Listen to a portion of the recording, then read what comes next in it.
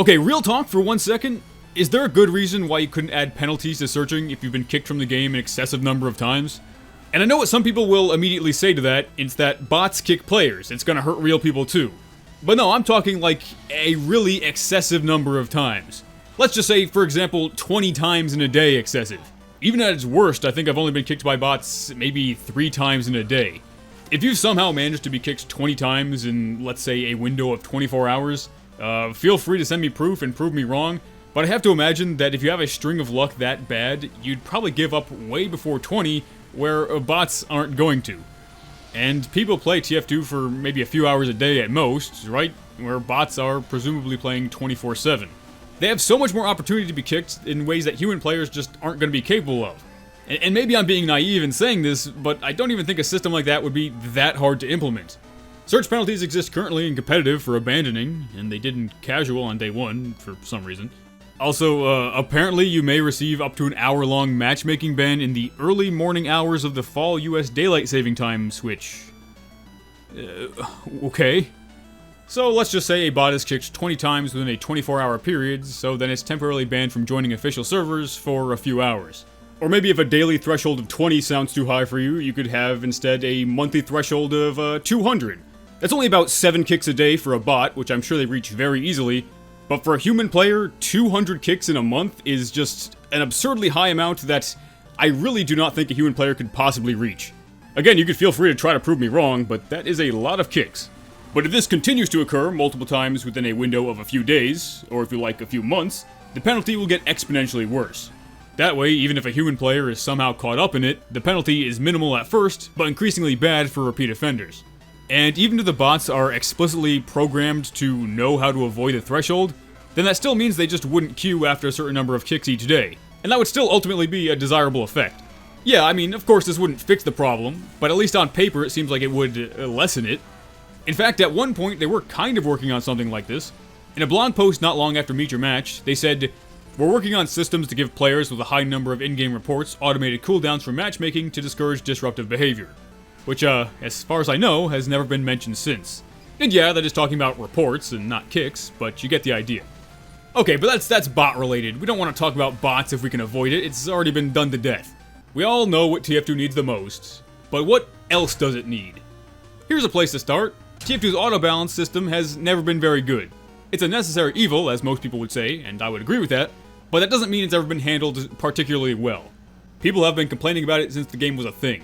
And I think you could, partially overhaul it.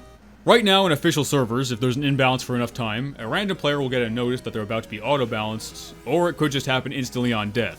For a while, they actually gave a prompt to volunteer to be auto-balanced before one was forced, and I personally like that a lot better. If I was playing by myself, I would often volunteer. But that's just because I'm a good person. I volunteer, I'm gonna put that on my resume. But even then, I still think we could do better. Instantly being shoved to the other team against your will should always be the last resort. And I currently think the game acts way too hastily to decide that. How many times have you been auto-balanced away from your friends just to see all the other slots instantly fill up anyway? If the game had just waited 5 more seconds, you wouldn't have had to be switched to begin with. So here would be my hypothetical auto-balance method. Once there's an imbalance of 2 or more players on the team, a little prompt will come up in the corner of your screen like this. The in-game chat will have a message that reads something along the lines of, "The teams are imbalanced. You now have the opportunity to switch teams to earn some extra experience at the end of the round." And this screen would now always be accessible again in official servers, and you and any of your friends are now able to easily switch over to fix an imbalance if you so desire. You would have a non-disruptive way to start and potentially finish the process that also re-implements a degree of team switching back into casual. If you want to, you could just think of this as allowing switching again, but with a 2-player difference instead of 1 like before. I mean, you could allow free switching again if you want, but that does add back some pretty lame strategies. You know, where people would use it to excessively team stack, or just get salty about being on the losing team and wait until they could switch over to the winning one, or switch over to avoid being dominated. There's some pretty lame cheese that goes along with it, but this way it would just be pretty much about team balance.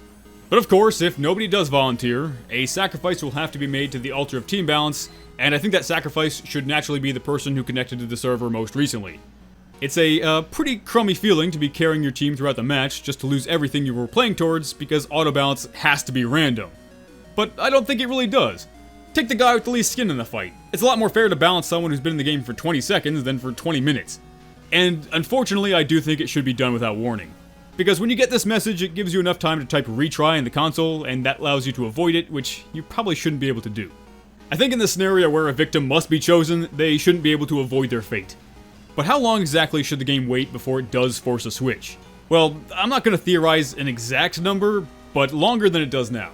Because like I said, you do often see those slots filled up right after someone's been moved anyway. So a lot of times it just ruins the experience for that player for no real reason. But even if the slots are instantly filled after a mass rage quit, those players still need to connect to the server, pick a class, and get to the fight, all of which can take time. The teams will technically have the same number of people, but if 4 players on blue are still connecting, then it's effectively 12 versus 8, which isn't fair, but auto balance also can't fix that. And I do have an idea for this too. When there's an imbalance between the number of players actively in the match, for any reason, have the team with the deficit's respawn time be reduced to reflect the difference. Starting with a 2-player disadvantage, the respawn time could be reduced to 80% of what it would normally be. So if it was 10 seconds, it would now be 8, and if it was 20 seconds, it would now be 16. A disadvantage for 3 becomes 70%, 4 60%, 5 50%, and if the difference somehow becomes 6 or more players, then the team with less players will now respawn instantly until the slots are filled up or an auto balance is forced. And I think that would help somewhat. Something like this currently already sorta exists, where each team's respawn wave time is scaled down when the team has less than 8 players. So this would be a little bit more of a dynamic and slightly more exaggerated way of doing it. With the idea of course being that it's a temporary boost to the disadvantaged team while things are being sorted out. You could say that this might be overcomplicating things. Auto balance is pretty cut and dry as it is. But this is, ostensibly, a team-based game. If you're playing and working towards a goal with a team and enjoying yourself, then being forcefully put on the other team mid-match should, like I said, be a last resort. Especially if you're playing medic or engineer, who are usually the backbones of the team and also have specific long-term things they build towards each life, then losing that progress should always be as avoidable as possible. Particularly in the last 60 seconds of a game. I pointed this out in the last video, but yeah, they had that part of auto balance figured out only 4 months into the game's existence, but somehow broke it. So yeah, you could do away with endgame auto balance altogether. I don't think anybody would object to that. And speaking of the end of the game, a big criticism of matchmaking as it is now is the excessive need to wait. The end of the game voting should not take nearly as long as it does. It currently takes 30 seconds, but it just feels so much longer. Half of that I think would be plenty. What you're watching right now is it sped up to 15 seconds, and I think that's more than enough. Anyone who's going to vote is likely going to do it in the first few seconds anyway. And if the map that's selected is the same one that you're playing on, which a lot of times it is, can't you just have these doors open back up and the whole thing restart without the need to reload? I would have to imagine that's something that could be done. You could also add back the ability to start a vote during the match to extend the current map. If the vote passes, then it would bypass the end screen voting altogether. And when a new match is starting, the pre-round timer, if there aren't enough players, starts at 150 seconds but lowers as more people join. I think the max should really always just be 60 seconds and lower from there. If you're in a kind of obscure and unpopular map like Timbertown or something, for example, then having to wait an extra 90 seconds probably isn't going to help anything. It's just wasting time. And those 4 options just by themselves would help eliminate some of the excess waiting. As would making the vote kick instant as soon as it reaches the 60% majority. You could be very on top of kicking your bots and start one as soon as they join, but because the vote has to finish its timer, it can still give them the opportunity to be disruptive, even if they're going to be kicked anyway. I also think the cooldown where you can't start a vote when you first join the server should be reduced from 90 seconds to 30 seconds. I get why it's there, it's so bots can't instantly call a vote as soon as they join, but 90 seconds is way too excessive, especially when a lot of times players join at the same time, and they all can't call a vote for a minute and a half. I also think it could be nice if on the vote kick screen, it told you the current class everyone was playing, just to help make sure you're kicking the right person. I've also seen it suggested that you have a brief window to change your vote, just in case a bot called or something and you reflexively pressed F1. I think that would be good too. Also, maybe, and let me stress this is a maybe you should be able to call a vote kick on a player of the other team with a 70% majority of the entire server required. Especially with human cheaters instead of bots, it can be hard for the other team to be fully willing to kick them. 70% of 24 ends up being about 17, so it would have to be a pretty big majority. I can see how it could be risky, but I don't think it would ultimately be too bad. And I guess, if you really want to, you could add back the ability to vote scramble. Personally, I didn't like it. I think it was disruptive, it forced a restart, and people would call the vote at any sign of a game being a stomp. If my team is being stomped, I'd rather take it like a man. And that way, if you do manage to turn the tide of the battle, that's a great feeling. Vote scramble seems like a cheap cop-out, but I guess I can't really think of a good reason why it shouldn't be brought back. It was even kind of controversial back in the day, but the option's good to have. But all that's still just scratching the surface. What I'm talking about in this video is mostly what I think TF2 needs, not in terms of gameplay necessarily, but in terms of the user experience. In a previous video, I said I didn't think there was a reason to go back to quickplay, a system that some people are nostalgic for, let's say. Quickplay was a good system for the time, and I think there are things about it that could and should come back. But, yeah, no, I don't think it should be reverted to, and I don't think it's a solution for TF2's biggest issue. Not only is improving matchmaking a more likely outcome if we were to ever get game improvements in the future, but quickplay is missing features that there's no reason to lose at this point. We would be missing out on the ability to select multiple game modes, individual maps within those game modes, a level system, which I think is nice, having multiple queues going at once, and queuing in the background. And I think that last one is genuinely an underappreciated feature. With quickplay, to do a group search, you had to wrangle everybody to this one screen, where you were stuck there while you waited. And now you can actually play the game or adjust your loadouts while you're actively searching, and this also allows you to find specific maps that aren't played as often without having to manually keep searching and hoping you get lucky. For finding new matches with a team and finding individual maps, I think the new search system is better, especially if you like to frequently change maps like I do. Your whole group will join at the same time, and they're all guaranteed a spot. But the old-style Valve servers did offer a bit more freedom and options within the matches themselves. Though as an automated search feature, matchmaking is mostly just better as a standalone thing. However, quickplay had the benefit of being more interconnected with other parts of the game. It existed in conjunction with the server browser and ad hoc connections, where you could manually search for servers or see what your friends were playing. Now, in TF2's current climate, that could potentially be a dangerous thing to bring back for official servers. It's not that I dislike those options, quite the opposite, but they're ones that bots would likely be able to abuse fairly easily. If one bot joins a server, there's nothing stopping like 14 of their friends from doing the same thing. Though in an ideal world, you would have matchmaking alongside an updated server browser with more options. And quickplay originally placed community servers with official ones, as did the server browser, but I do ultimately think that's a bad idea. I know some people disagree, but they went their separate ways for a reason. Though all you'd really have to do is make a tab for official servers and a tab for community ones. So here's what the server browser looks like now, and since like the 90s. And here's a quick mock-up I made of an updated version that combines it with TF2's visual style and modern search features, with a tab for official servers and a tab for community servers. And if you did really prefer the old server browser, all you'd have to do is just make an option in the advanced settings to re-enable it over this. But this browser by default would kind of raise the profile of the community tab and give it more focus. And you could also literally raise the tab if you wanted.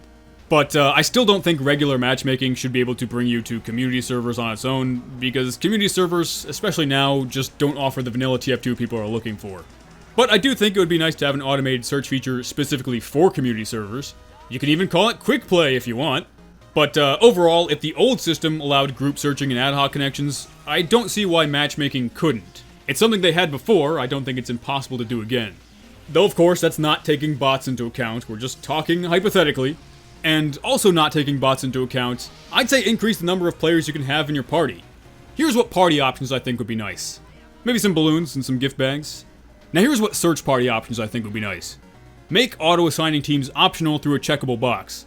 If it's checked, then when you join, you're instantly put on whatever team the game chooses. If it's not, then you and anyone in your party will now have 30 seconds to pick. If you don't pick in 30 seconds, then the game will ultimately choose for you, because you gotta keep things going. That way, you'll now be able to split up your team, like the game has been saying will come soon. Any day now. This is going to be TF2's equivalent of Portal 2's trading. But let's also say the maximum number of players in your party has been increased to 12. Wow, what a good looking group. And again, let's just hypothetically pretend the bots aren't a problem right now. But this way, if your party consisted of more than 6 members, it would always auto-assign each team to keep them evenly split as much as possible. And this would allow you to queue and join games with a larger number of friends, but prevent too much team stacking. At least initially.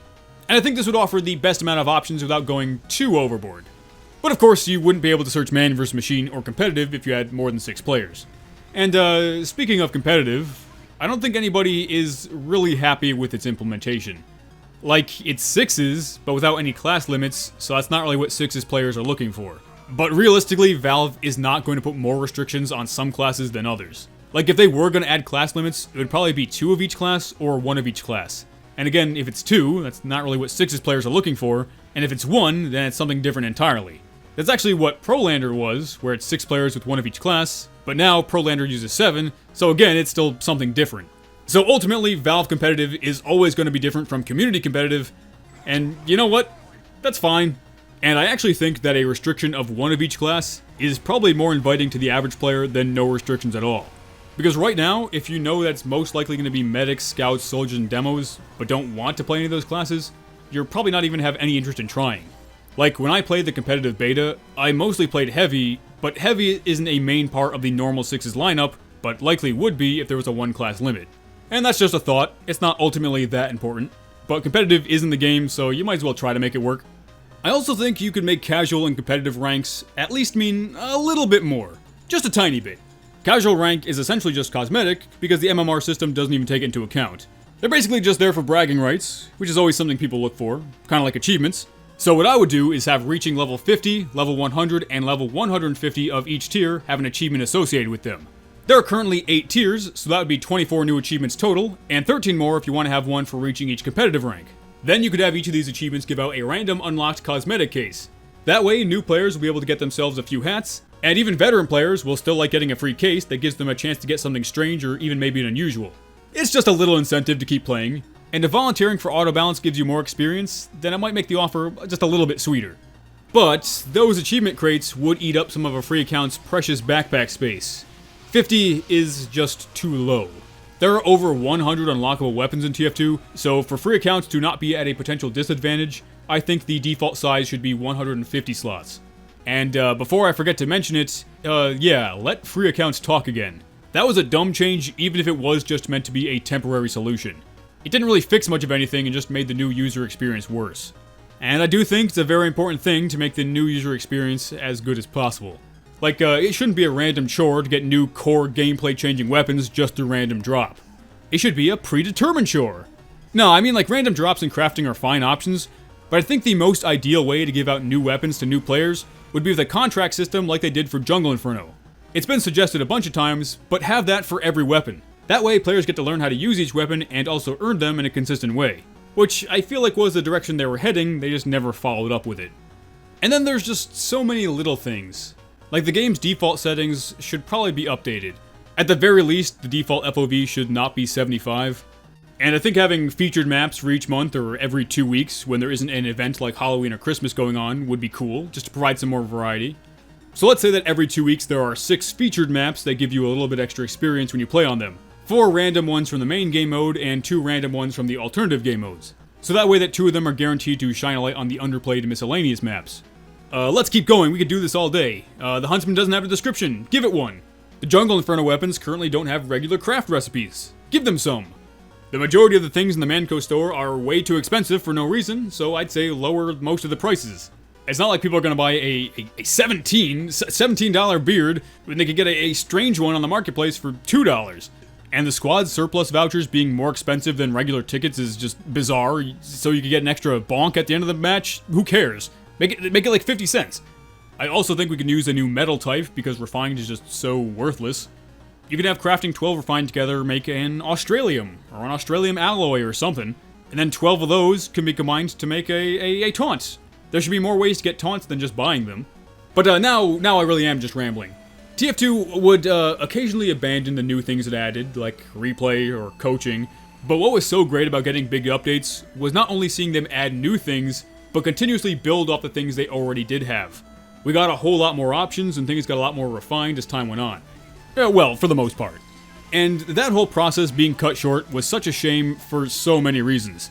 I don't think anybody really feels differently. But there is a certain subset of the player base that does view going back, particularly when it comes to the automated server finding system, as some kind of cure for the game's ills, which ends up being oversimplified and quite frankly seems worse than just adding on to what we have now. If we're talking purely hypotheticals, the best you could come up with shouldn't be go back. I wouldn't have been happy with quickplay stagnating where it was in 2016, nor am I happy about matchmaking being stagnant where it has been since 2018. Or TF2 being stagnant as a whole, for that matter, but again, who's gonna disagree with that hot take? Well, yeah, what do you think? What are the non-directly gameplay-related things that you would want to see improved on? It could be anything, no matter how small, let me know. But that's it, thanks for watching, and a special thanks to my patrons like Varric, Captain Forex, Eggox, Colonel, Probably Vinegar, Copernicus, Kelso the Pirate, Pillsman's Fox, Some Crazy Idiot, Azond, She-Shells, Salt God, Lavi, Taupe, Time Consuming, Man344, Nolan46, and Melodici.